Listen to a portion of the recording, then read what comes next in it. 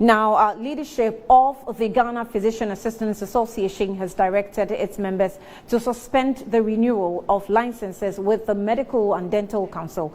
This decision, according to the association, is due to the unfair treatment meted out to them by the Medical and Dental Council. They say the Medical and Dental Council has refused to recognize them as medical practitioners, and this has led to the stagnation of in their chosen careers. We are gathered here today also to ventilate on pressing issues facing the training, practice, and regulation of physician assistants in Ghana over the past decade. Press conference directing all its members to suspend the renewal of licenses with the Medical and Dental Council for the ensuing year 2023.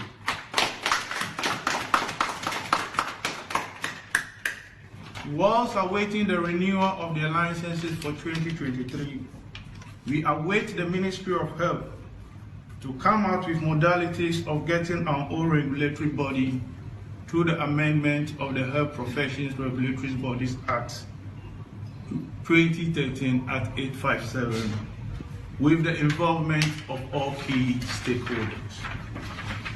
Leadership is highly aware of the legal implications of this decision to both the practitioner and the employer, but we stand by our directive to register our displeasure about the way Medical and Dental Council has treated this cadre of practitioners since joining the council over a decade ago.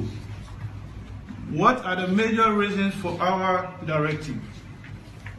Our regulator, the Medical and Dental Council, through the registrar, is fighting us in court, describing us as non-medical practitioners, contrary to the provisions in the Health Professions Regulatory Bodies Act 2013 at 857.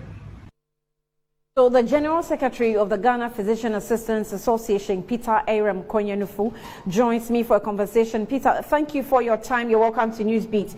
So listening to you, is it a case that you are in court with the Physicians and Dental Council?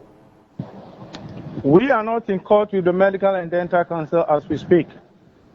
Our only directive to our people is they should not renew their licenses because we have tried engaging the Medical and Dental Council and the Ministry of Health, that is the sector ministry that has oversight responsibility over the Medical and Dental Council.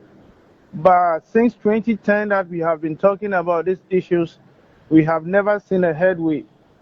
Hence the directive to our members not to renew their licenses. So you are asking for the Medical and Dental Council not to renew their licenses, or they are forcing you not to renew your licenses? We are instructing our members not to renew their licenses. Okay. Because if you listen to the communique or the press statement that was made, we outlined various challenges that we have with the Medical and Dental Council and the employer, in this sense, the Ministry of Health. Mm-hmm. But we have realized that all the problems and challenges that we have raised have never been solved over the years.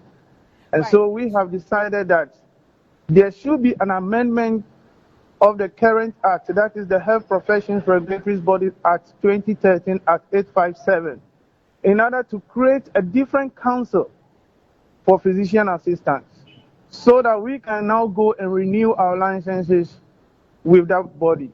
That is what we are fighting for at the moment. What exactly is within the medical system and what is supposed to be in terms of the scheme of things, not necessarily what you want, but in the scheme of things by the Act, what are you due that you have not been provided that's making you call for a new council for your body? The issue is under the Part 2 of the Act. That is where the Medical and Dental Council comes, and physician assistants, medical officers, dentists, and CRAs, that is the certified registered anesthetists, have all been put under this council. So they are supposed to regulate the training and practice of physician assistants. And if you are supposed to regulate the training and practice of this cadre, It means whatever goes into the curriculum for the training of these people is the Medical and Dental Council that is solely responsible for such.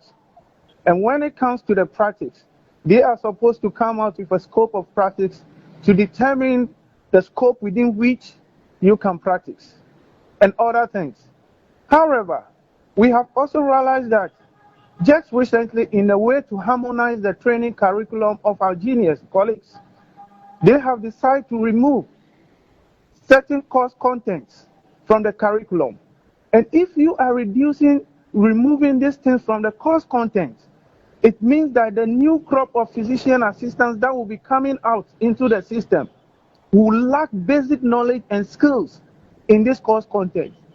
So what do you expect these physician assistants to do when they go out into the community to deliver services to the vulnerable and the sick in the community? It means that they will not be holistically prepared in order to render such services. So these basic courses that are being removed from your course, is it being added to that of the Medical and the Dental Council so that they will be more equipped than you? Exactly. Understand? Because when some of us went through physician assistant training school, those course contents were there. So it better prepares you for the work that you are about to do. But what are we saying today? You are removing such course content so that the new crop of physician assistants will not have a fair idea of those things. So that when you go into practice, so far as you don't know, then it means you have to refer the case to the next level. And that is absurd in a society where we are looking at cost, when we talk of tax sharing, where we realize that we lack skilled resources at various areas. Then you have to train some people in order to deliver those services at the remotest parts of your country where those services are not available. But you are trying to deprive the people of these basic skills. Now you come out with a scope of practice which is dealing with the practice of the people who are actually on the field.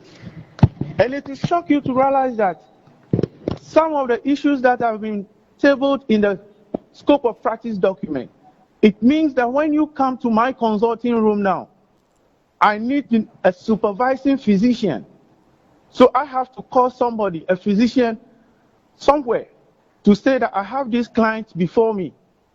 I need your authorization to prescribe this medicine. And you can imagine what will happen if it is a life-threatening situation that is before you. And note that in this country that we are, it is not every district that even have district hospitals. Right.